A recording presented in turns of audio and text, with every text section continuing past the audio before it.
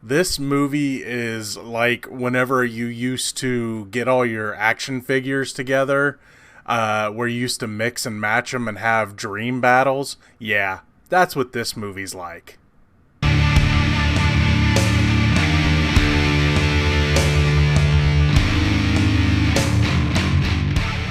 Hey everybody, what's going on? Welcome to an all-new Talkin Movies. As always, I am your host, the real Geno Reynolds, and today we're going to be talking about a dream matchup that's happened in the comics, but now it's happening in animated form. We're going to be talking about Batman versus Teenage Mutant Ninja Turtles.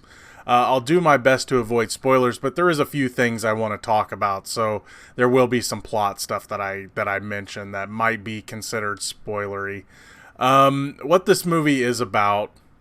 The Teenage Mutant Ninja Turtles have tracked Shredder and the Foot Clan to Gotham City, where Shredder is working with, at the time, an unknown villain, and they have this big plot that they're concocting. They're stealing different pieces of tech that they're wanting to put together for chaotic use.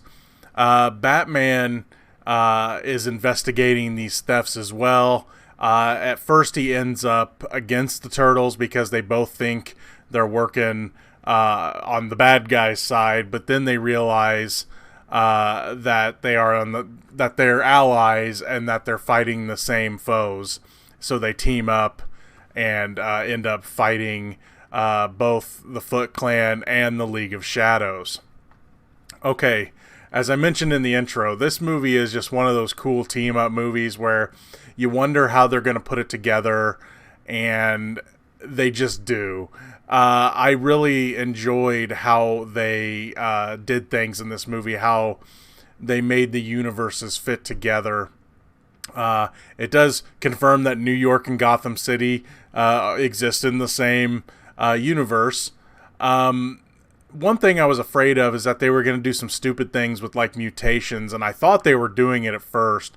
One of the Penguin's gang members looked like human Bebop, and I thought they were going to turn him into Bebop, and they didn't, thankfully. They don't turn anybody into known characters, so I thought that was a smart move.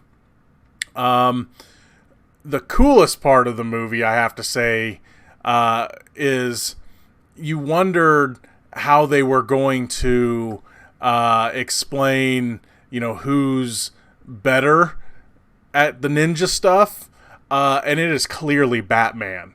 Batman takes on all four turtles on his own, and they talk about how, well, they are 16 and they're still learning, where Batman's been doing this for years. That actually comes into play later. The inexperience of the Turtles, or the different experience and training of the Turtles versus experience, that comes in way later. The way they put them together, they have them at odds a lot. Batman doesn't trust them. He thinks they're reckless, the Turtles. And you can see kind of how he treats Robin, which is Damian Wayne in this. At least he calls him father, so I'd imagine it's Damian Wayne. I believe in the comics that he adopted Tim Drake too, so I'm pretty sure it's Damian Wayne. And plus Batgirl's in this as well. So you instantly get to also see the different universes interact with each other. It doesn't take forever for them to get together. Right at the first of the movie, we get to see Batgirl take on the Foot Clan. I mean, it's just that quick. Barbara Gordon's doing some school project, interviewing one of the people at this tech company, at the Powers Tech Company, and the Foot Clan come to steal stuff. So, and then and she meets the Turtles right away. So they really interact them real quick, and I liked that. One thing I really enjoyed as well is one of those fantasy battles of mine, whenever I used to mix and match my toys, was Shredder versus Batman. And boy, do we get to see it. And we get to see it a couple times in this, and I loved it. I loved both times they had these two fight. Because they're both masters. At first, Batman's getting the upper hand on Shredder. But Shredder has ancient techniques, and the Turtles talk about later how only like 2 people know these techniques, where it's Shredder and Splinter. And Batman uses that to his advantage later. I will say this, though. I felt it was the second battle was cheapened a little bit because Batman kind of relied on help for just a little bit, even though I liked what they did. I would have liked to seen him take him on one-on-one both times without any interference. But it was cool. It was cool to see Batman versus Shredder, and we get it multiple times. They don't bog down the movie with a lot of turtle characters. You have the Turtles. They show Splinter when they're telling Batman a story, but he's not a character in the cartoon. So you have Shredder, the Foot Clan, and the Turtles. That's all the turtle characters. Oh, and Baxter Stockman. You do have Baxter Stockman. Can't forget about Baxter Stockman, he doesn't know if he's a hostage or not, and he is in fly form. And I thought it was done really well. Keith Ferguson, who voiced Baxter Stockman, also voiced Two-Face in this.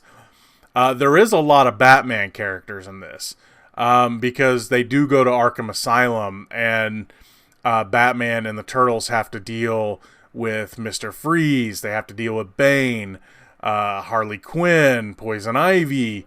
There's Two-Face in there. And I liked what they did with them because those characters, also along with the Joker, of course, because he plays into the major plot. He makes a deal with Ra's al Ghul, or should I say Ra's al Ghul, because the cartoon said it both ways. Robin would say Ra's, everyone else would say Ra's. Go figure. So the debate isn't settled. So the part of the distraction for Raz's main plan is to have the Turtles and Batman take on the Arkham criminals in mutated form.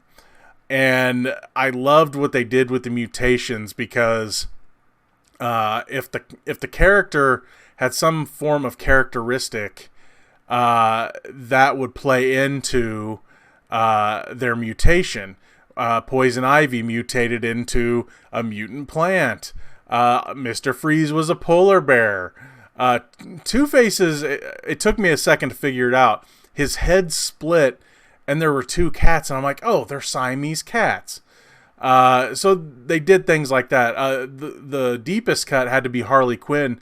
She turned into a hyena, calling back to her hyena pets from Batman the Animated Series. So I loved what they did there. And again, the Joker plays into that main plot, along with Ra's al Ghul and Shredder. And that actually plays into the after credit scene, which there is one in this. It's predictable when it happens. Once you know you see what's going on, it's like, oh, that's the after credit scene. And sure enough, that's what it is. It does set up a possible sequel if they want to make another team up movie with the Turtles and Batman. When it came to the voice acting, I enjoyed most of voice acting. There's some regular staple voice actors, along with some people that are new to the parts. Troy Baker does both Batman and Joker, 2 parts. He's well accustomed to doing by now. You have Tom Kenny as the Penguin. And there's others. I got the list here in front of me. Tara Strong is Harley Quinn, and she does Poison Ivy. So there's voices that you know and some that you don't. But the voice acting for the most part is fine, and I thought it was fine. The Turtles sound like the Turtles, and I thought they did really well. Story-wise, I liked how they mixed everything together. The stories worked really well together. You got to see what happened to Batman if he gets mutated. There's just all sorts of cool little plot points. The main villain's plot it's a little predictable, especially when the Joker shows up. You're just like, oh, that's what they're going to do. So there's nothing really big time original there, but it works because I liked seeing Ra's al Ghul and Shredder team up, and then you throw the Joker into the mix, and it's like, okay, that makes it a little more chaotic and it works a little better. But yeah, I love the whole trust issue storyline with Batman and the Bat family and the Turtles, because all of them kind of had to learn to work together.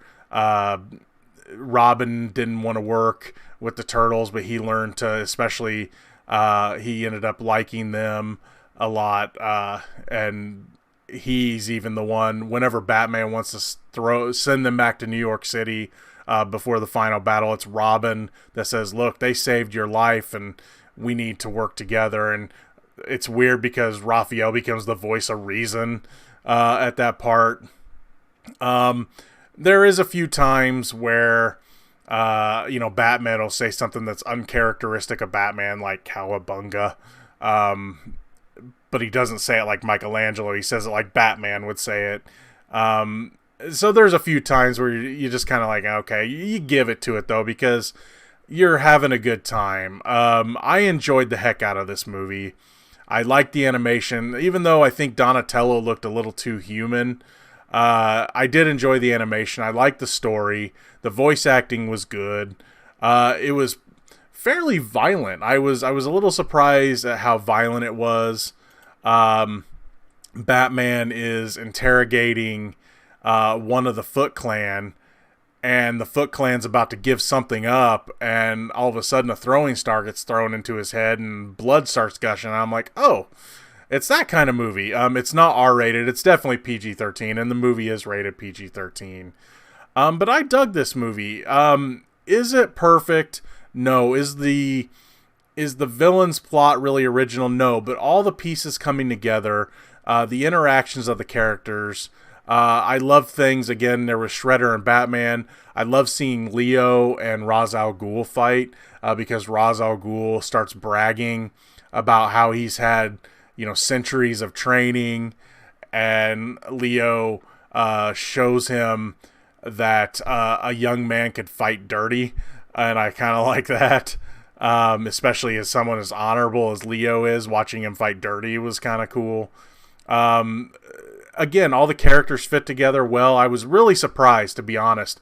I was really tired when I started watching this movie, but it kept my interest the entire time, and it's about an hour-and-a-half movie.